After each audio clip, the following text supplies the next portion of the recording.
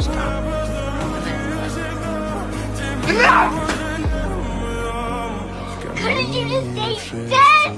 Isabel, you're just making Mom rather sleep with Uncle Tommy than you. Isabel, why would you say that? Mom and Uncle Tommy are sex all the time. Enough. You know what I did to get back to you? No. You know what I did?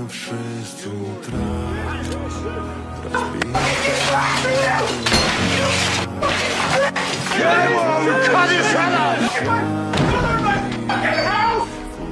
I love you, Grace! Piece of girls, please. You know how much I love you!